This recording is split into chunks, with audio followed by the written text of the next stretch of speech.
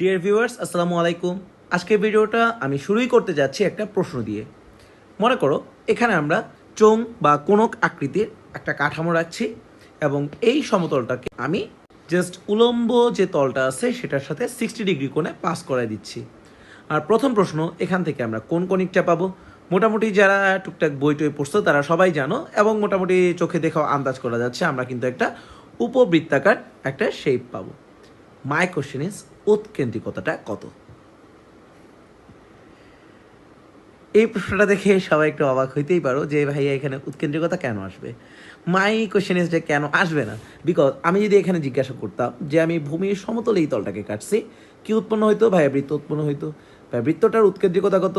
যে কেউ বলতে পারতো ভাইয়া বৃত্তের উৎকেন্দ্রিকতা তো কত হয়? 0 হয়। গুড। আমি যদি বলতাম ভাইয়া এই হেলানো তলের সমান্তরালে আমি জিনিসটাকে কাটছি, তাহলে কি উৎপন্ন হইতো? যে কেউ বলতা যে ভাই এখানে একটা পরাবৃত্ত উৎপন্ন হইতো। Absolutely correct. আমি যদি জিজ্ঞাসা করতাম এই পরাবৃত্তের উৎকেন্দ্রিকতা কত, যে কেউ বলতে পারতো ভাইয়া পরাবৃত্ত মানে তো উৎকেন্দ্রিকতার মান 1। ফাইন। তো কথা হচ্ছে যে তাহলে এই উপবৃত্তটার উৎকেন্দ্রিকতা কত হবে? 0 থেকে 1 এর মধ্যে। তা তো বুঝলাম, বাট মানটা কত? এর মধ্যে কোনো একটা মান। আচ্ছা, আমি যদি বলি যে এই অ্যাঙ্গেলটা আমার 60 ডিগ্রির জায়গায় যদি 61 ডিগ্রি হয়, বা এটাকে যদি আমি 59 ডিগ্রি করি, তাহলে উৎকেন্দ্রিকতার মানটা কীভাবে পরিবর্তিত হবে? এটার উৎকেন্দ্রিকতার মান কি বাড়বে বা কমবে? বাড়লে কতটুকু বাড়বে, কমলে কতটুকু কমবে? এটা কি কেউ বলতে পারবা? আচ্ছা, খুব কনফিউজড হয়ে যাচ্ছ না? ওয়েল, আজকের ভিডিওতে আমরা এই ব্যাপারটা নিয়ে আলোচনা করব যে উৎকেন্দ্রিকতার ব্যাপারটা আসলে কি মিন করে। মানে ব্যাপারটা চিন্তা করো যে আমরা অনেকেই হয়তো বা এসপি বাই পিএম বা অনেক ধরনের ডেফিনেশন আমরা শিখছি, অনেক কিছু শুনছি, বাট এইটা কি কখনো ভেবে দেখছি যে ভাইয়া আমাদের চ্যাপ্টার তো শুরুই হয় যে এই জিনিসটার নাম কোনিক সেকশন। কোনিক সেকশন কেন? কারণ একটা কোনকে আমি বিভিন্নভাবে সেকশন করে কেটে কেটে আমি শেপগুলো পাইছি, তাই এটার নাম কোনিক সেকশন। কোন দিকে কত অ্যাঙ্গেলে কতটুকু বাঁকায় কাটতেছে তার উপর ডিপেন্ড করতেছে আমার শেপটা। এই এক বর্ণনার পরে আমরা এক লাফে চলে গেলাম এসপি বাই পিএমে। আমরা চলে গেলাম এক্স ওয়াই স্থানাঙ্ক ব্যবস্থায়। এই যে কোনটারে আমি কাটলাম, এই কোনটারে আমি কোনো দামই দিলাম না, এই কোন তো আমাদের বসে বসে কান্না করবে। তো এখন আজকের এই ভিডিওতে আমি এই জিনিসটাই ব্যাখ্যা করার চেষ্টা করব যে কিভাবে আমাদের উৎকেন্দ্রিকতা এই কোণ থেকে হিসাব করতে হয় এবং আমরা যে রেগুলার লাইফে এসপি বাই পিএমটাকে ব্যবহার করি এইটা কেন আসে, কিভাবে আসে এবং এই দুইটা অ্যাঙ্গেলের সাথে আমাদের এসপি বাই পিএম কীভাবে কানেক্টেড। তো পুরো ভিডিও জুড়ে থাকছি আমি ফারহান মুহিব নিটল। আমরা দেখছি প্রজন্ম। শুরুতেই আমি ডিফাইন করে দিচ্ছি উৎকেন্দ্রিকতা অ্যাকচুয়ালি কী। যেটা আমি তোমাদেরকে বললাম যে আমি কিভাবে কাটতেছি তার উপর ডিপেন্ড করে যেহেতু আমার নির্ভর করবে যে এই তলটা আসলে দেখতে কেমন, তাহলে স্বাভাবিকভাবে এটা স্পষ্ট যে আমার কত অ্যাঙ্গেলে কাটতেছি তার উপর বেস করে আমার উৎকেন্দ্রিকতাটা আসবে। উৎকেন্দ্রিকতার অরিজিনাল ব্যাখ্যাটা হচ্ছে যদি এটার শীর্ষ কোণের মানটা হয় থিটা ভি, তাহলে এটার অর্ধ শীর্ষকোণ বা সেমি ভার্টিকুলার অ্যাঙ্গেলটাকে আমরা প্রকাশ করে থাকি থিটা সাবস্ক্রিপ্ট এস ভি দ্বারা। এবার মনে করি আমার এই যে সবুজ কালারের তলটা আমার এই কোণকটাকে কাটলো, এই তলটা আমার উলম্বের সাথে থিটা সাব এইচ কোণ উৎপন্ন করছে। এই ক্ষেত্রে আমাদের কোণকের যে উৎকেন্দ্রিকতার মানটা সেইটা আসবে ই ইকুয়াল টু কোসাইন অফ আমার কর্তক তলটা যে কোণ উৎপন্ন করছে সেইটা ডিভাইডেড বাই কোসাইন অফ আমাদের কোণকের শীর্ষে যে কোণটা আছে তার অর্ধেক, অর্থাৎ আমাদের সেমি ভার্টিকুলার অ্যাঙ্গেল। এটা হচ্ছে উৎকেন্দ্রিকতার মূল ডেফিনেশন। এইটার উপর বেস করি আমাদের উৎকেন্দ্রিকতার মানটা পরিবর্তিত হয়। আপাতত যদি আমার এই কথাটা বিশ্বাস হয় তাহলে আশা করি এই প্রশ্নের উত্তরটা সমাধান করা আমাদের জন্য খুব একটা বেশি ঝক্কির কাজ হবে না। আমাদের উৎকেন্দ্রিকতাটা আসবে কোসাইন উলম্বের সাথে কত ডিগ্রি কোণে আমাদের এই কোণটাকে কাটা হয়েছে which is 60 degree divided by আমাদের শীর্ষকোণের অর্ধেক যেটা আছে, শীর্ষকোণ মোট আছে 60 ডিগ্রি, তাহলে এটার অর্ধেক অবশ্যই হবে 30 ডিগ্রি, সেটা কোসাইনের মান অর্থাৎ কস 30 ডিগ্রি। যদি মানগুলো বসাই তাহলে আমরা এখান থেকে পাবো উপরে হাফ আর নিচে √3/2 অ্যান্ড আলটিমেটলি আমাদের উৎকেন্দ্রিকতার মানটা তাহলে পাওয়া যাচ্ছে 1/√3। অ্যান্ড পারফেক্টলি এটাই তো হওয়ার কথা, কারণ আমাদের উৎকেন্দ্রিকতার মানটা কতর চেয়ে কম, একের চাইতে কম। কথা হলো যে তাহলে কেন আমরা এসপি বাই পিএম ব্যবহার করছি, বা এসপি বাই পিএম কীভাবে এটার সাথে কানেক্টেড হইল, এটা কিভাবে করা যায়। ওয়েল, এই জিনিসটা আমি বের করি নাই, এই জিনিসটা নিয়ে প্রথম কাজ করেন বেলজিয়ামের দুই বন্ধু। একজন হচ্ছেন প্রকৌশলী জার্মিনাল পিয়েরে ড্যান্ডেলিন এবং অন্যজন হচ্ছেন অ্যাডলফ কোয়েটলেট। তোমরা কি কোয়েটলেটের নাম আগে কখনো শুনছো? যারা টুকটাক জিম টিম করতে পছন্দ করো, বা যারা মেডিকেল কিংবা বায়োমেডিক্যাল ব্যাকগ্রাউন্ডের আসো, অথবা যারা ডায়েট টাইট করতেছো আর কি, তারা হয়তো বা একটা কথা প্রায় শুনে থাকবা, দ্যাট ইজ বিএমআই বা বডি মাস ইন্ডেক্স। এই বিএমআইয়ের রূপকার বা এই বিএমআইয়ের প্রবর্তকও কিন্তু আমাদের এই কোয়েটলেট, এবং এই কারণে অনেক সময় বিএমআইকে কিন্তু কোয়েটলেট ইন্ডেক্সও ডাকা হয়। হোয়াট এভার, তারা দুইজনেই এটা নিয়ে কাজ করতে শুরু করেন এবং 1822 সালে সর্বপ্রথম এই ড্যান্ডেলিন এটার একটা পূর্ণাঙ্গ রূপদান করেন। আর এই কারণেই আমাদের আজকের আলোচনায় যে বিষয়বস্তু সেটাকে আমরা ডাকবো ড্যান্ডেলিন কোয়েটলেট তত্ত্ব। অর্থাৎ আজকে আমরা দেখব যে একটা কোণকে কিভাবে কাটতেছি, কত অ্যাঙ্গেলে কাটতেছি, সেইটার সাথে আমাদের এসপি বাই পিএম অর্থাৎ আমাদের সেই প্রচলিত যে উৎকেন্দ্রিকতার ধারণা, এইটা কিভাবে কানেক্টেড। তো চলো শুরু করা যাক। মনে করো এই হচ্ছে আমাদের একটা কোণ। অ্যাকচুয়ালি এইভাবে যে শেপটা আছে এটাকে আমরা কোণ বলতে পারি না, এটার অ্যাকচুয়াল নাম হচ্ছে ন্যাপ। মানে এটার উপরের অংশ যদি থাকতো তাহলে দুইটা অংশ মিলায় আমরা একটা কোণক বলি, এবং তার অর্ধেকটা মানে যদি শুধু উপরেরটা বা শুধু নিচেরটা থাকে তাহলে সেটাকে শঙ্কু বা চোং শেপ বলা হয়। যা হোক, হোয়াট এভার ইট ইজ, ইংরেজিতে এই পার্টটাকে ন্যাপ বলা হয়, বাট আমরা আপাতত যতটুকু প্রমাণ করব তার জন্য এটাকে কোণ ডাকলে বা কোণক ডাকলে খুব একটা বেশি ক্ষতি হয়ে যাবে না। তো যা বলছিলাম যে ধরে নাও এই হচ্ছে আমাদের একটা কোণক, এবং যদি এটাকে আমি দ্বিমাত্রিকভাবে দেখার চেষ্টা করি, শুধুমাত্র যেহেতু ভিতরটা ফাঁকা আছে তো ফাঁকা জায়গাটা তো দ্বিমাত্রিকভাবে আমি ব্ল্যাঙ্কই দেখব, তাহলে আমাদের শুধুমাত্র হেলানো রেখাটাকে আমরা কিন্তু এরকমভাবে দেখতে পারতেছি। এবারে বোঝার চেষ্টা করি ব্যাপারটা। এই কোণকের মাঝে অনেক কিছু নিয়ে আমরা একটু পরে কথা বলবো, কিন্তু আপাতত এইটুকু কথা আগে একটু শুনে রাখি। মনে করো এরকম একটা চোং বা শঙ্কু বা এনিথিং কিছু আছে, আমরা যদি চাই একটা সুন্দর বলকে কি এটার মধ্যে ফেলতে পারি না? পারি। এবং এটা কিন্তু একটু উপরে একটু নিচে নেমে আসে এরকমটা হবে না, আমাদের পারফেক্টলি কিন্তু ভূমির সাথে সমান্তরালভাবে একটা রিং শেপ এরিয়া জুড়ে কিন্তু আমাদের এই কোণকটাকে খুব সুন্দরভাবে টাচ করে রাখবে। এই বলের জায়গায় একাডেমিক ওয়েতে আমি এই কথাটাকে বলতে পারি একটা গোলক। খেয়াল করে দেখো, এই যে আমি কিছু ছোট গোলক রাখতেছি, এবার আমি চাইলে কিন্তু এই গোলকটাকে বড়ও করতে পারি, এবং এই সবগুলো গোলক কিন্তু খেয়াল করো খুব সুন্দরভাবে আমাদের এই কোণকটাকে টাচ করতেছে। দেখা যাচ্ছে? আই হোপ দেখা যাচ্ছে। এবং এই যে দেখো, এই যে ডট ডট ডট ডট কিছু লাইনের মতো আমরা দেখতে পাচ্ছি না, এই ডট ডট লাইনগুলো কি আমার কতটুকু অংশ জুড়ে এটা টাচ করছে, এবং বুঝতেই পারতেছে এটা কিন্তু একটা কিছুটা রিংয়ের মতো একটা অঞ্চল জুড়ে এটাকে কিন্তু টাচ করতেছে। তো এবারে আমরা আমাদের মূল আলোচনায় চলে যাই, যে একটা কনিক সেকশনে আমরা কিভাবে এসপি বাই পিএম পাবো, এবং আমাদের এই কোণের সাথে ব্যাপারটা কিভাবে কানেক্টেড। তো তার আগে তো আমাকে কি করতে হবে? এই কোণকটাকে কাটতে হবে। চলো কাটাকাটি শুরু করি। মনে করো এই যে সবুজ রঙের তলটা দেখতেছো, এই তলটা আমাদের এই কোণকটাকে কাটছে। তাহলে বলো তো কি উৎপন্ন হবে? সবাই বুঝতেই পারতেছো ভাই, এখানে কিন্তু একটা উপবৃত্ত উৎপন্ন হবে। Yes, we can C this. এই হচ্ছে আমাদের সেই উপবৃত্তটা। বোঝার সুবিধার্থে এই উপবৃত্তটাকে আমি আলাদাভাবে মার্ক করে দিচ্ছি। এটা পরিধিটাকে আমি অরেঞ্জ কালার দিয়ে মার্ক করলাম। এই হচ্ছে আমাদের সেই কর্তিত উপবৃত্তাকার অংশ। আমরা একটু আগে দেখলাম আমরা উৎকেন্দ্রিকতাকে খুব সুন্দরভাবে দুইটা কোণের অনুপাত দিয়ে প্রকাশ করে ফেলছি। এটা তো আমাদের জন্য খুব একটা সমস্যার বিষয় না, বাট সমস্যার বিষয় হচ্ছে অন্য একটা। আমরা যখন এই উপবৃত্তটাকে এক্সপ্লেন করবো, এই বিভিন্ন প্রপার্টিজ নিয়ে কথা বলবো এবং সেটা সমতল জ্যামিতিতে বলবো, দ্যাট টাইম কিন্তু আমার কাছে এই কোণকটা আর থাকবে না। তখন কিন্তু আমার কাছে শুধুমাত্র সেই সমতলটাই থাকবে যেই সমতলের উপর এই উপবৃত্তটা অবস্থিত। অ্যান্ড বুঝতেই পারছো সেই সমতলটা আর কেউ না, সেই সমতলটা হচ্ছে যেই তলটা আমার এই কোণকটাকে কাটছে ওই তলটা নিচেই।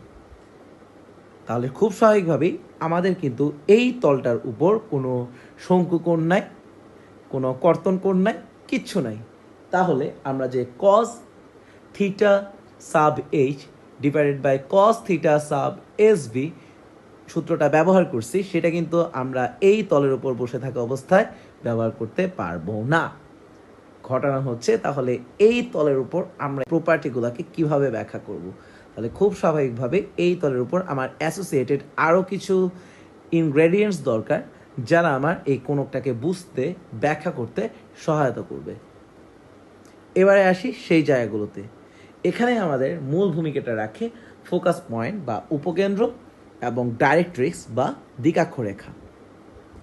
আমি আবারও বলছি, আমাদের মূল ভূমিকাটা রাখবে আমাদের ফোকাস পয়েন্ট বা উপকেন্দ্র এবং ডাইরেক্ট্রিক্স বা দিকাক্ষরেখা।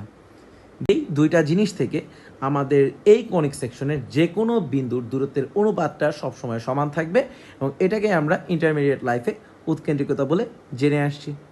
বাট কথা হচ্ছে যে এই জিনিসগুলো আসলে আসে থেকে, কারণ আমরা তো অ্যাকচুয়ালি একটা কোণক ব্যবহার করতেছিলাম, একটা কোণককে আমি বিভিন্ন জায়গায় কাটতেছিলাম, তাহলে ওই কোণক থেকে আচমকা এই দুইটা জিনিস কোথায় আসলো? ওই কোণকের উপর তো আমরা এরকম কোনো পয়েন্ট বা এরকম কোনো লাইন দেখতে পাই নাই। ওয়েল, এই ব্যাপারটাতেই সবচেয়ে গুরুত্বপূর্ণ কাজটা করছেন আমাদের ড্যান্ডেলিন। এখন আমরা প্রথমেই কথা বলবো ড্যান্ডেলিন স্ফিয়ার বা ড্যান্ডেলিনের গোলক নিয়ে। শুরুতেই আমি যে কথাগুলো বলছিলাম মনে আছে? আমরা এই কোণকের ভিতর খুব সুন্দরভাবে কিছু গোলককে প্লেস করতে পারি। গোলকটা যদি দেখো খুব ছোট হয়, তাহলে আমার এই কোণকটাকে খুব ভালো মতোই টাচ করবে। যদি গোলকটা আমাদের অনেক বেশি বড় হয়, তাও কিন্তু আমাদের এই কোণকটাকে সুন্দর মতো টাচ করবে। বাট এখানে দুইটা ব্যাপার লক্ষণীয়।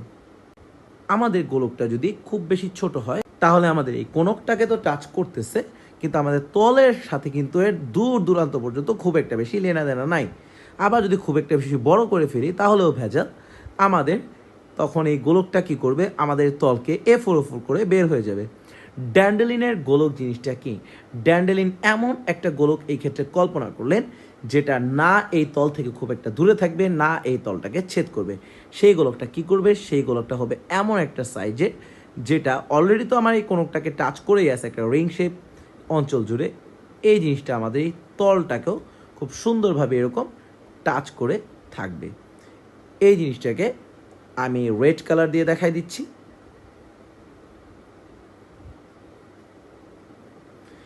এই হচ্ছে সেই গোলক যেটা আমাদের এই তলটাকে খুব সুন্দরভাবে টাচ করছে। 3Dতে হয়তো বা টাচের বিষয়টা ভিজুয়ালাইজ করাটা একটু কষ্ট হইতে পারে, এই জন্য আমি যে কাজটা করব, এই জিনিসটাকে আমি একটু 2Dতে নিয়ে যাব। গোলকটাকে রাখতেছি আমি শুধুমাত্র কর্তক তল এবং কোণকটার 2D প্রজেকশনটা নিয়ে নিচ্ছি।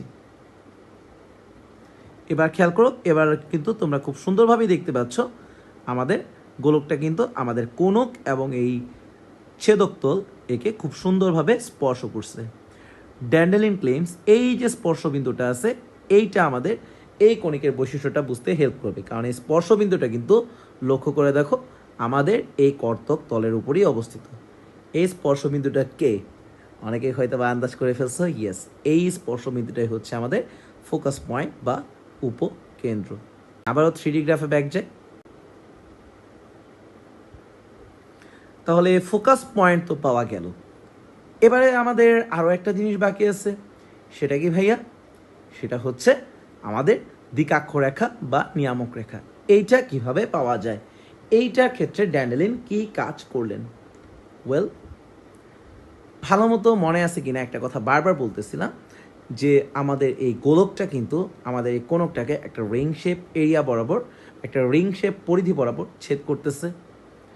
এই রিং শেপ জায়গাটাকে আমি এখন মার্ক করে দিচ্ছি ব্লু কালার দিয়ে। খেয়াল করুন, এটাই আমাদের সেই অংশটা না, যেখানে আমাদের এই গোলকটা আমাদের এই কোণকটাকে টাচ করে আছে। আমি আবার একটু 2Dতে জিনিসটাকে দেখাই। দেখো, ভালো মতো খেয়াল করলেই বুঝতে পারবা, এই কিন্তু হচ্ছে আমাদের এই গোলকটা এবং আমাদের যে তলটা আছে এই কোণকটা, এটা কিন্তু যদি আমি 2Dতে দেখি, 2Dতে কিন্তু আমাদের জাস্ট দুইটা স্পর্শ বিন্দু আছে। বাট যখন আমি এটাকে 3D বানাবো, অর্থাৎ এই দুইটা লাইনকে এরকম বৃত্তাকার পথে ঘোরাবো, তখন কিন্তু আলটিমেটলি আমাদের এই কোণকটা উৎপন্ন হবে। এবং যখন আমাদের এই পুরো হেলানো রেখা দুইটা বৃত্তাকারে ঘুরতেছে, তখন কিন্তু আমাদের এই যে স্পর্শ বিন্দু দুইটা আছে, এই স্পর্শ বিন্দু দুইটাও বৃত্তাকারে ঘুরবে এবং একটা কমপ্লিট সার্কেল উৎপন্ন করবে, যেটাকে আমরা ব্লু কালারে দেখাইছি। আর এটাই হচ্ছে আমাদের এই কমপ্লিট গোলকের জন্য আমাদের এই কমপ্লিট কোণকের স্পর্শকৃত অংশ। এবং খুব ভালো মতোই তোমরা দেখতে পাচ্ছ এই স্পর্শকৃত অংশটা কিন্তু আমাদের পারফেক্টলি ভূমির সাথে সমান্তরালে আছে। এবার ড্যান্ডেলিন একটা দুষ্টামি করলেন। উনি কী করলেন, এই যে আমরা রিংয়ের মতো একটা পার্ট পাইছি এই বরাবর উনি একটা বেশ সুন্দর ব্লেড ঢুকাই দিলেন। ব্লেড মানে কি, একটা সমতল ঢুকাই দিলেন। যেহেতু আমি রিংটাকে নীল কালারে দেখাইছি, কনফিউশন এড়াইতে আমি সেই তলটাকেও ব্লু কালার দিয়েই দেখাচ্ছি। ভালো মতো বুঝবা, এই হচ্ছে সেই তল যেটা আমাদের এই রিং বরাবর ঢুকে যাচ্ছে। আবারও খেয়াল করো, এই হচ্ছে আমাদের রিং, এই আমরা রিংটা বরাবর একটা তল ঢুকাই দিলাম, দেখা যাচ্ছে। আমি আবার টপ থেকে দেখাই, এই হচ্ছে রিং, এই আমি রিং বরাবর একটা তল ঢুকাই দিলাম। ক্লিয়ার? যদি আমি 2 ডাইমেনশনালি দেখি, 2 ডাইমেনশনালি কিন্তু আমরা এই তলের প্রজেকশন হিসেবে আমি শুধুমাত্র একটা রেখাকে দেখতে পারবো, অ্যান্ড এই হচ্ছে আমাদের সেই রেখাটা।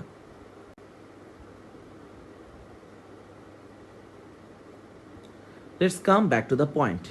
এবারে আমাদের হাতে ভাইয়া সমতল আছে কয়টা? 2টা। একটার রং নীল, একটার রং সবুজ। ইউক্লিডীয় জ্যামিতি থেকে আমরা জানি 2টা সমতল যেখানে ছেদ করে সেখানে একটা সরল রেখা পাওয়া যায়। ইয়েস, এখানে একটা সরল রেখা আছে। এই সরলরেখাটা যতটাই নীল তলে আছে ঠিক ততটাই সবুজ তলে আছে। অ্যান্ড শুরু থেকে তো আমরা এটাই বলে আসতেছি যে আমার সবুজ তলের উপর এমন কিছু দরকার যেটা এই কণিকের সাথে অ্যাসোসিয়েটেড, এই কণিককে ব্যাখ্যা করতে আমাদের হেল্প করবে। তাহলে ভাইয়া এই যে রেখাটা পাইছি, এই রেখাটা কি হবে? অরেঞ্জ কালার দিয়ে মার্ক করে দিচ্ছি। অ্যান্ড ইয়েস, তোমরা সঠিক গেস করে ফেলছো, এই রেখাটাই হচ্ছে নাথিং বাট আমাদের নিয়ামক রেখা বা দিকাক্ষ রেখা। সো আশা করি এখান থেকে আমরা সবগুলো জিনিসই পেয়ে গেছি। আমাদের নিয়ামক রেখা পাওয়া গেছে, আমাদের ফোকাস পাওয়া গেছে, আমাদের কণিক পাওয়া গেছে। অন দ্য আদার হ্যান্ড এই পুরো কোণ শেপটার ভিতরে আমার কিন্তু সব ধরনের কোণও আছে। আমাদের শীর্ষকোণও আছে, আমাদের কর্তক তলটা যে কোণে কাটছে সেই কর্তন কোণটা আছে। দ্য ফ্যাক্ট ইজ, এই জায়গা থেকে কিভাবে আমরা এসপি ইকুয়াল টু ইপিএম দেখাবো, বা এইটা দেখাবো যে আমরা cos theta H divide by cos theta SB যেটা বলছিলাম ওই জিনিস, এবং এসপি বাই পিএম একই জিনিস, এইটা আমরা কিভাবে দেখাবো, এটাই এখন আমরা হাতে কলমে প্রমাণ করব। এবং প্রমাণটা যেহেতু 3Dতে বোঝাটা একটু টাফ, তাই বোঝার সুবিধার্থে আমি পুরো জিনিসটাকে শুধুমাত্র 2Dতে দেখাচ্ছি।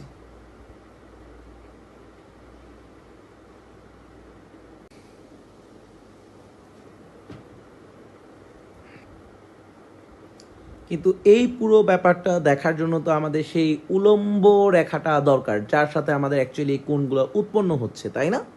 তাই এ কারণে আমি যে কাজটা করব, আমি এখানে উলম্ব রেখাটাকেও অ্যাডজাস্ট করে দিচ্ছি। এই হচ্ছে আমাদের সেই উলম্ব রেখাটা, যেটাকে আমি এখন অ্যাশ কালার দিয়ে মার্ক করে দিচ্ছি। ভালো মতো দেখো, এই হচ্ছে আমাদের একটা উলম্ব রেখা কিন্তু দেখা যাচ্ছে। একটু অন্য কালার দিয়ে যাতে একটু দেখতে সুবিধা হয়, পরে আমি কালারটা চেঞ্জ করে দেবো। এই যে এইটা হচ্ছে কিন্তু আমাদের উলম্ব রেখাটা, যার সাথে আমাদের বিভিন্ন ধরনের কোণ উৎপন্ন হবে। এবারে আমি আবারও 2D ফিগারে ব্যাক যাচ্ছি।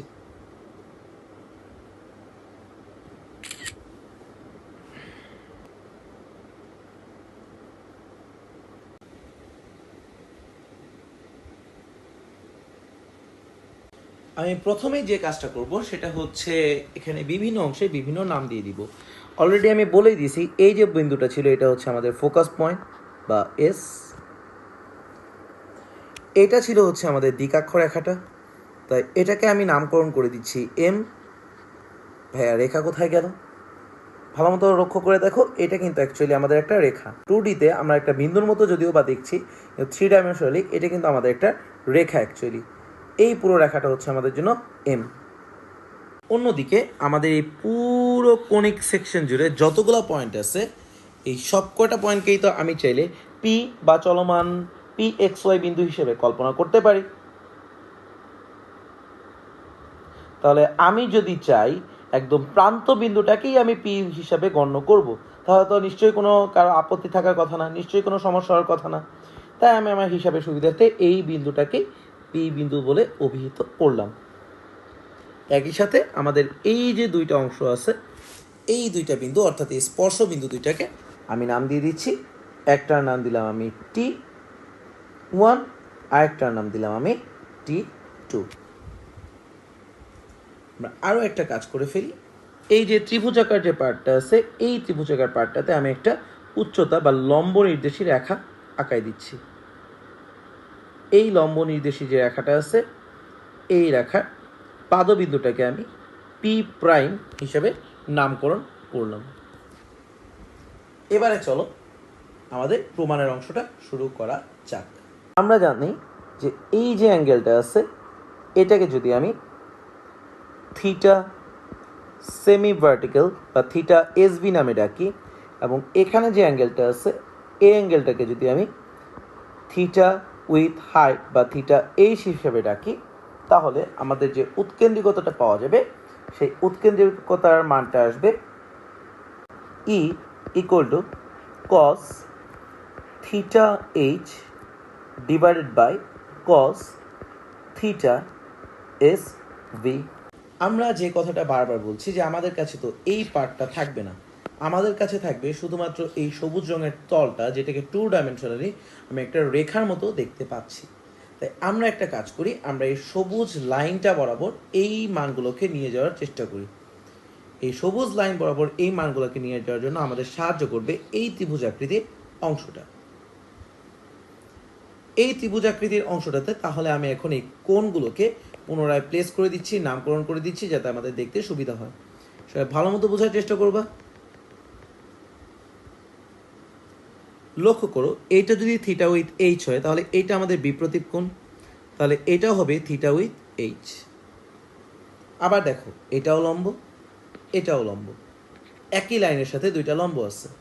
তার মানে খুবই স্পষ্ট যে এইটা আর এইটা পরস্পর সমান্তরাল। আর সমান্তরাল রেখার ক্ষেত্রে কি হয় ভাইয়া? অনুরূপ কোণদ্বয় সমান হয়। তাই এইটাকে যদি আমি থিটা এইচ দ্বারা প্রকাশ করি, এইটাকেও আমি কিন্তু থিটা এইচ দ্বারাই প্রকাশ করতে পারবো। তাহলে আমি একবারে এই জায়গাটায় লিখে দিচ্ছি, এইটা হচ্ছে আমাদের থিটা এইচ। এবারে পরের অংশটা, এটা ছিল আমাদের সেমি ভার্টিকুলার অ্যাঙ্গেল বা থিটা এস ভি। আচ্ছা, কেন অর্ধ শীর্ষকোণ বলছি? কারণ পুরো শীর্ষকোণটা সমদ্বিখণ্ডিত হয়েছে। আমাদের ডান দিকে যতটুকু আছে, বাম দিকেও তো ঠিক ততটুকুই আছে। তাহলে এই অ্যাঙ্গেলটাকেও যদি আমি থিটা এস ভি ডাকি, আশা করি কোনো সমস্যা নেই। আবার একটু আগেই বলছিলাম এইটা আর এইটা কি সমান্তরাল। সমান্তরাল হইলে যেন কি হয়? সমান্তরাল হইলে আমাদের একান্তর কোণগুলোও কিন্তু সমান হয়। তাহলে এইটা যদি থিটা এস বি হয়, অবভিয়াসলি এই যে কালো করে মার্ক করছি, এই পার্টটাও কিন্তু থিটা এস বি দ্বারাই প্রকাশ করা যাবে। তাহলে আমরা এটাকে লিখে দিচ্ছি, এইটার মানও কিন্তু আমাদের চলে আসবে থিটা এস ভি। এবারে প্রমাণের অংশে চলে আসি। কস থিটা এইচ কে এখন আমি চাইলে ডাকতে পারি cos angle P prime P M. অন্যদিকে কস থিটা এস ভি, এটাকে আমি এখন চালিয়ে রাখতে পারি cos angle P prime P T one. এবার একটু ক্যালকুলেশন করি। Cos P prime P M, adjacent side divided by hypotenuse. Adjacent যে সাইডটা আছে সেটা হচ্ছে আমাদের পি প্রাইম পি, হাইপোটেনিয়াস যেটা আছে সেটা হচ্ছে আমাদের পি এম, ডিভাইডেড বাই এই কোসাইন পার্টটা। এখানে আমাদের অ্যাডজেসেন্ট সাইড হিসাবে আছে P prime P, on the other hand আমার এখানে হাইপোটেনিয়াস হিসাবে আছে পি টি ওয়ান। এবার ভাগকে যদি আমি গুণে কনভার্ট করি, তাহলে ডানের অংশটাকে আমাকে ইনভার্ট করতে হবে। তাহলে আমরা পাবো P M into P T sub one divide by P prime P. And yes, we can see এই দুইটা জিনিস নিজেরা নিজেরা ভাগ হয়ে ওয়ান হয়ে যাচ্ছে। তাই এই পার্টটা আমাদের জন্য ইগনোরেবল একটা পার্ট। তাহলে আমরা সুন্দরভাবে এই জিনিসটাকে বলতে পারবো T one P divided by P M. এটাই হচ্ছে উৎকেন্দ্রিকতা। ঠিক আছে, বাট পুরোটা কেন যেন আসলো না? মানে এসপি বাই পি এম হওয়ার কথা, আমার তো ভাইয়া T one P by P M আসছে। এবার দরকার এসপি। মনোযোগ দিব, মনোযোগ দিব। এই যে চিত্রটা আছে, আবার একটু ভালো মতো লক্ষ্য করি। যদি ভালো মতো দেখি, 2 ডাইমেনশনালি আমরা দেখতে পাচ্ছি এইটা একটা ত্রিভুজ, এটা একটা অন্তবৃত্ত। অন্তবৃত্তের বৈশিষ্ট্যটা কি? ত্রিভুজের বাহুগুলোকে সে কি করবে? স্পর্শ করবে। এবার দেখি, এটা একটা শীর্ষবিন্দু, এই একটা অন্তবৃত্ত, এটা একটা স্পর্শক, এইটুকু হচ্ছে আরেকটা স্পর্শক। আমাদের একটা কনসেপ্ট নিশ্চয়ই জানা আছে, বহিস্থ কোনো বিন্দু হতে অঙ্কিত স্পর্শক দ্বয়ের দৈর্ঘ্য পরস্পর কি হয়, সমান হয়। তার মানে এই এসপির দৈর্ঘ্য এবং এই T1P এর দৈর্ঘ্য কিন্তু পরস্পর সমান। দ্যাট মিনস T1P এর জায়গায় আমি চাইলেই কি লিখে দিতে পারবো, এসপি লিখে দিতে পারবো, এবং এই T1Pটা কিন্তু আমাদের সবুজ লাইনের উপর নাই, কিন্তু এসপিটা কিন্তু আমাদের পারফেক্টলি এই সবুজ লাইনের উপর আছে। অর্থাৎ তখন আমাদের আর এইটার কোনো অ্যাসোসিয়েশন লাগতেছে না, এটার হেল্প লাগতেছে না। আমি শুধুমাত্র এই গ্রিন কালারের প্লেনটার উপর অবস্থানরত অবস্থাতেই জিনিসটাকে ব্যাখ্যা করতে পারবো। তাহলে আমাদের ফাইনালি এই ফর্মটা চলে আসলো, এসপি বাই পিএম। আশা করি পুরো ব্যাপারটা এখন সবাই ক্লিয়ার হইতে পারছো যে কিভাবে আমাদের এসপি বাই পিএম আসে, আমি কত অ্যাঙ্গেলে কাটতেছি তার উপর বেস করে। খুব স্বাভাবিকভাবে একটা জিনিস বুঝতেই পারতেছো যে যদি আমাদের এই অ্যাঙ্গেলের মানটা পরিবর্তিত হয় তাহলে খুব স্বাভাবিক এই অ্যাঙ্গেলের উপরও তার একটা ইম্প্যাক্ট পড়বে, এবং এই অ্যাঙ্গেলের উপর যে ইম্প্যাক্টটা পড়বে সেটা আলটিমেটলি আমাদের এই পিএম এর মানটাকে কিন্তু প্রভাবিত করে দিবে। আর পিএম দ্বারা আমি কি বুঝতেছি, আমার যে কোনো পয়েন্ট থেকে আমার এই দিগাক্ষটা এক্স্যাক্টলি কতটা দূরত্বে আছে। এই হচ্ছে আমাদের কমপ্লিট ব্যাখ্যা যে কিভাবে এই জিনিসটা কাজ করবে। হয়তোবা অনেকের মাঝে আরও কিছু প্রশ্ন আছে, অ্যাকচুয়ালি প্রশ্ন আসাটাই স্বাভাবিক। তার মধ্যে একটা খুবই সুন্দর প্রশ্ন হইতে পারে এইটা, যে ভাইয়া আমরা তো একটা পাইলাম, একটা ফোকাস আমরা পাইলাম, একটা দিকাক্ষ আমরা পাইলাম, আমি তলটাকে আবার একটু ব্যাক আনি, আমরা একটা ফোকাস পাইলাম, একটা দিকাক্ষ পাইলাম, আমার অন্য ফোকাসটা কোথায়, অন্য স্পর্শকটা কোথায়? ওয়েল, এখানে আসবে আরেকটা মজা। আবার আমি পুরো ফিগারটাকে 3Dতে ব্যাক আনতেছি।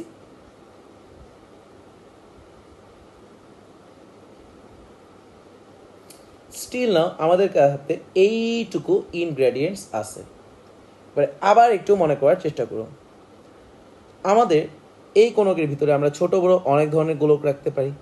কিছু গোলক থাকবে এতই ছোট যে একদম ভিতরে যায় বসে থাকবে, কিছু গোলক থাকবে মোটামুটি বড় যারা এই তলটাকে ছেদ করে যাবে, আবার কিছু তো গোলক থাকবে এতই বড় যে বড় হইতে হইতে আবার এটাকে নন টাচিং অবস্থায় রাখতে শুরু করে দিবে।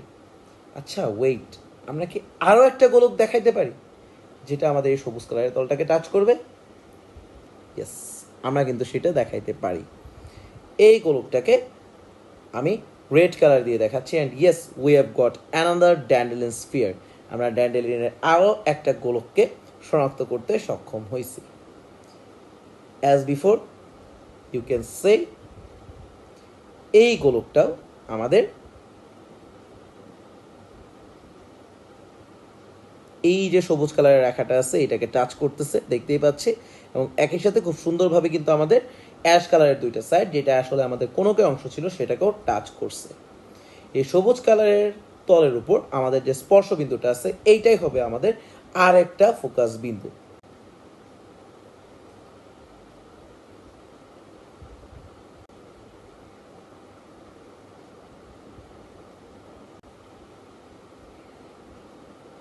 কোয়েশ্চেন ইজ ফোকাস তো পাইলাম ভাইয়া, আরেকটা দিকাক্ষ? এর স্বাভাবিকভাবে আগের বৃত্তটা যেমন আমাকে একটা রিং শেপ জায়গা বরাবর আমার কোনকটাকে টাচ করছিল, এটাও আমাকে একটা রিং শেপ জায়গা বরাবর এই কোনকটাকে টাচ করবে। এই রিংটার চেহারা হবে কিছুটা এইরকম। আমি আবারও আগের মতো এই রিং বরাবর আরেকটা ব্লেড চালাবো, এই ব্লেডটা আমাদের সবুজ কালারের তলটাকে আরও একটা লাইনে ছেদ করবে, সেই লাইনটাকে আমি মার্ক করে দিচ্ছি, অ্যান্ড ইয়েস এটাই হচ্ছে আমাদের সেকেন্ড ডাইরেক্ট্রিক্স বা দ্বিতীয় দিকাক্ষ। অন্যান্য অংশগুলোকে একটু ভ্যানিশ করে দিচ্ছি জাস্ট এই পুরো ব্যাপারটাকে একটু দেখার সুবিধার্থে। আমি শুধুমাত্র সবুজ কালারের তলটা এবং আমাদের উপবৃত্ত তার সাথে অ্যাসোসিয়েটেড জিনিসগুলোকে রাখতেছি। এই ছবি থেকে একটা একটা করে জিনিস সরাইতে থাকি, ইনগ্রেডিয়েন্টস। আমি ড্যান্ডেলিন স্ফিয়ারের পজিশনগুলোকে একটু সরাই দিই।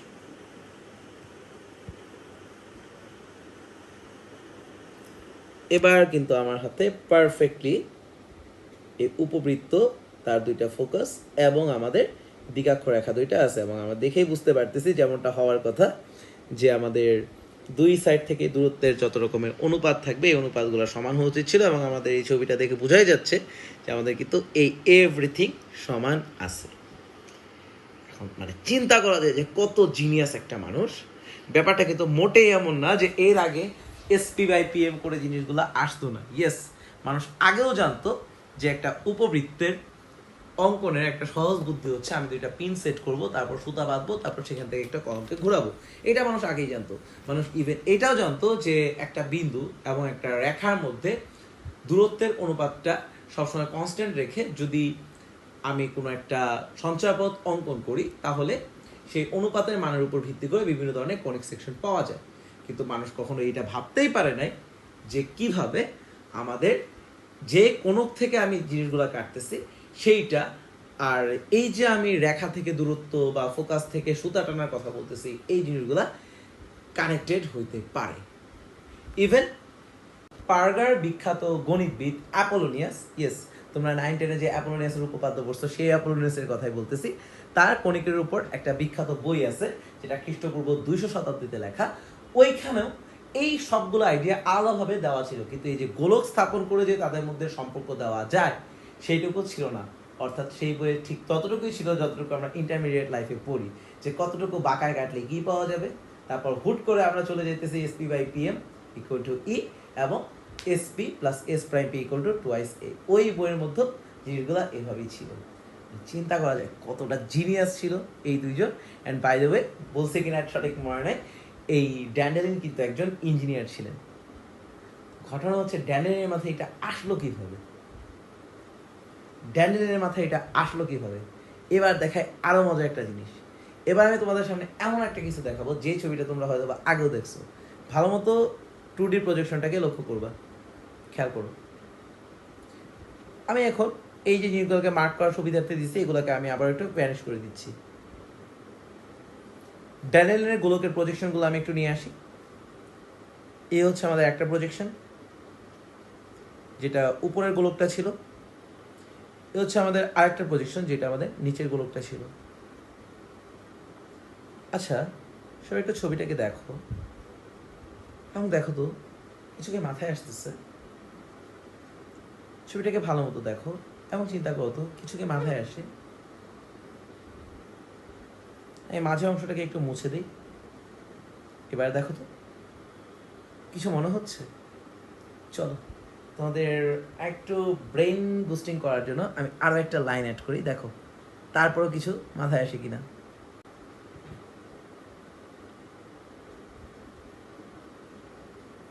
ভালো মতো খেয়াল করো, এই তো আমাদের এই তলটা ছিল, তাই না? এবার একটা কাজ করি, আমি এটার মিরর ইমেজটা নিয়ে নিচ্ছি।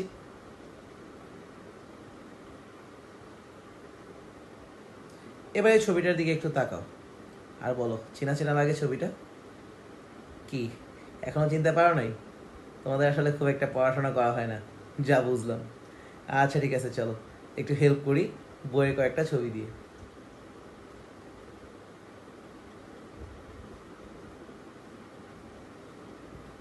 কি এবারে মনে পড়ছে? ইয়েস, এটা আর কিচ্ছু না, দুইটা বৃত্তের আপেক্ষিক অবস্থান, তাদের সাধারণ স্পর্শক, এই রিলেটেড কনসেপ্ট। মজার ব্যাপার হচ্ছে ড্যান্ডেলিনো এক্স্যাক্টলি এগুলো নিয়ে ডিল করতে করতেই তার মাথায় এই আইডিয়াটা আসে যে আচ্ছা কোনকের প্রজেকশন এবং আমাদের এই কর্তক তল, এই জায়গায় তো চাইলে সুন্দর মতো একটা বৃত্ত প্লেস করা যায়। এবং উনি যেই মুহূর্তে বৃত্তটা প্লেস করলেন, ওনার মাথার মধ্যে এই যে জিনিসটা আছে এটা খুব ঝটকা দিয়ে উঠে যায়, আরে এটা তো দেখতে ওই ছবিটার মতো।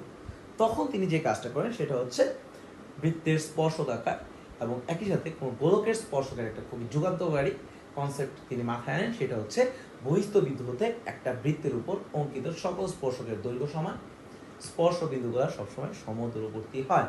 এবং মজার ব্যাপার হচ্ছে উনি কিন্তু আগে SP/PM এর সাথে কিভাবে এই কজের অনুপাতটা কানেক্টেড সেটা আনেন নাই। রেদার উনি SP+S'(P=2A এইটা কিভাবে হয় সেই জিনিসটা তিনি আগে চিন্তা করছিলেন। না, এইটা নিয়ে আমি কোনো ভিডিও আনতেছি না, এটা নিয়ে অলরেডি একটা খুবই চমৎকার ভিডিও আছে 3 ব্লু 1 ব্রাউন চ্যানেলে। আমি ডেসক্রিপশন বক্সে লিঙ্কটা দিয়ে দিব, তোমরা সেখান থেকে দেখে দিতে পারো। ঘটনা হচ্ছে ওইটা করার পরে ওনার মাথায় আস্তে আস্তে বাকি প্ল্যানগুলো আসতে শুরু করে যে কিভাবে এটার সাথে অ্যাসোসিয়েটিভলি আমাদের ফোকাসকে কানেক্ট করা যায়, কিভাবে দিগাক্ষকে কানেক্ট করা যায়। তো আজকে থেকে নিশ্চয়ই তোমরা এটা বলার চেষ্টা করবে না যে ভাইয়া এসপি বাই পিএম মিলে গেছে কারণে আমরা বলতেছি এটা কোনো একটা কনিক সেকশন, এটা অমুক কনিক, এটা তমুক কনিক। রেদার আমরা এখন থেকে এই জিনিসটা মনে রাখবো যে আমাদের অ্যাকচুয়ালি জিনিসটা হচ্ছে cos theta H divide by cos theta SB, কিন্তু আমাদের হাতে শুধুমাত্র এই সবুজ রঙের তলটা থাকে কারণে হিসাবের সুবিধার্থে এই পুরা মানটাকে আমি সবুজ কালারের তলের উপর নিয়ে আসছি, অর্থাৎ এটাকে আমি জোর করে হিসাবের সুবিধার্থে নিয়ে আসছি। বাট অরিজিনাল জিনিসটা হচ্ছে cos theta H by cos theta SB. তো চলো আজকে যেহেতু আমরা একটা নতুন জিনিস শিখলাম, এইটার প্রেক্ষাপটে আমাদের বিভিন্নভাবে কর্তনের কারণে কেন কণিকের শেপগুলো বিভিন্নভাবে পরিবর্তিত হয় এই ব্যাপারটাকে ব্যাখ্যা করার বা বোঝার চেষ্টা করি। আমরা সবাই জানি যে বৃত্তের উৎকেন্দ্রিকতা শূন্য। আবার আমরা এই জিনিসটাও জানি যে বৃত্ত আমার এখানে তখনই উৎপন্ন হবে যখন আমাদের এই জিনিসটাকে আমি ভূমির সাথে সমান্তরালে কাটবো। আচ্ছা ভাইয়া, ভূমির সাথে যদি আমি সমান্তরালে কাটি তখন আমাদের থিটা এইচ কোণটার মান কত হয়ে যাচ্ছে? 90 ডিগ্রি না? Very good. তার মানে আমরা বলতে পারি যে বৃত্তে থিটা এইচ হচ্ছে 90 ডিগ্রি, দেয়ারফর আমাদের উৎকেন্দ্রিকতার মান cos 90 degree divide by cos theta semi vertical angle, and cos 90 এর মান যেহেতু 0 তাই নিচে কি আছে সেটা কোনো রকম ম্যাটারই করবে না, আমাদের টোটালি বৃত্তের উৎকেন্দ্রিকতাটা চলে আসবে 0। এবারে আসি উপবৃত্তের ক্ষেত্রে। উপবৃত্তের ক্ষেত্রে কন্ডিশনটা হচ্ছে যে এইটাকে আমি কাটবো তো কাটবো, একটু হেলায় কাটবো, কিন্তু কোনোভাবে এতটা হেলানো যাবে না যে হেলানোর পরিমাণটা আমাদের এই হেলানো তলের বক্রতার সাথে সমান্তরাল হয়ে যায়। অর্থাৎ আমরা বলতে পারি যে আমাদের উপবৃত্তের ক্ষেত্রে 90 ডিগ্রির চেয়ে কিছুটা তো কম হেলাইতে থাকবো, কিন্তু সেই হেলানোর পরিবর্তনটা কোনোভাবেই আমাদের সেমি ভার্টিকুলার অ্যাঙ্গেলকে ক্রস করে যাবে না। তাহলে এই ক্ষেত্রে আমাদের উৎকেন্দ্রিকতার মানটা আসবে ই equal to cos theta H by cos theta semi vertical angle. এবারে আমাদের খুব কমন একটা জিওমেট্রিক প্যাটার্ন, সূক্ষ্ম কোণের ক্ষেত্রে ভাইয়া আমাদের কোণের মান যত বড় হয় তার কোসাইন অনুপাতের মানটা কিন্তু তত ছোট হয়। তাহলে এখান থেকে আমরা বলতে পারবো কস থিটা এইচ এর মানটা হবে ছোট এবং কস থিটা এস বি এর মানটা হবে বড়। একটা ছোট সংখ্যাকে বড় সংখ্যা দিয়ে ভাগ করলে সেই ভাগফলের মানটা আমরা সবাই জানি কি হয় ভাইয়া, একের চাইতে ছোট হয়। অ্যান্ড ফর দিস রিজন আমাদের উপবৃত্তের উৎকেন্দ্রিকতার মানটা একের চাইতে ছোট। চলে আসি আমরা পরাবৃত্তের ক্ষেত্রে। পরাবৃত্ত বা প্যারাবোলা, প্যারাবোলা প্যারালালি কাটবো, হেলানো তলের প্যারালালি কাটবো। আচ্ছা, প্যারালালের ক্ষেত্রে ভাইয়া এইটা যদি থিটা সেমি ভার্টিকুলার হয়, অনুরূপ কোণ এটাও কি থিটা সেমি ভার্টিকুলার হয়ে যাবে। অর্থাৎ এই ক্ষেত্রে আমরা যেটা দেখব সেটা হচ্ছে থিটা এইচ এর মানটা থিটা এস বি এর সমান হয়ে গেছে অনুরূপ কোণ হওয়ার কারণ। উৎকেন্দ্রিকতার মানটা cos theta S B by cos theta S B, কারণ দুই জায়গাতে আমার একই কোণ বিরাজ করতেছে, আর দুইটা সেম জিনিসের ভাগফলের মান কত হয়? 1। এবারে চলে আসে পরের অংশটা, যে যদি আমি তার চেয়েও বেশি হেলানো বা তার চেয়েও বেশি খাড়া করা শুরু করি জিনিসটাকে, তখন কি দাঁড়াবে? তখন আমার অবস্থাটা দাঁড়াবে অধিবৃত্তাকার একটা সিচুয়েশন। যে সিচুয়েশনে আমরা দেখব থিটা এইচ এর মানটা থিটা এস বি এর চাইতে কম হয়ে গেছে, তাহলে খুব স্বাভাবিকভাবে আমাদের সিচুয়েশনটা এইটার অপোজিট একটা সিচুয়েশন হবে, এবং এই সিচুয়েশনে আমরা উৎকেন্দ্রিকতার মান পাবো cos theta H by cos theta S V. এবারে যেহেতু আমাদের উপরের কোণটা ছোট তাই উপরের মানটা হবে বড় এবং নিচের মানটা হবে ছোট, তাই এবার আমাদের উৎকেন্দ্রিকতার মানটা হবে একের তুলনায় বড়। এই হচ্ছে ব্যাখ্যা। সবাইকে অসংখ্য ধন্যবাদ আমাদের সাথে থাকার জন্য। আসসালামু আলাইকুম।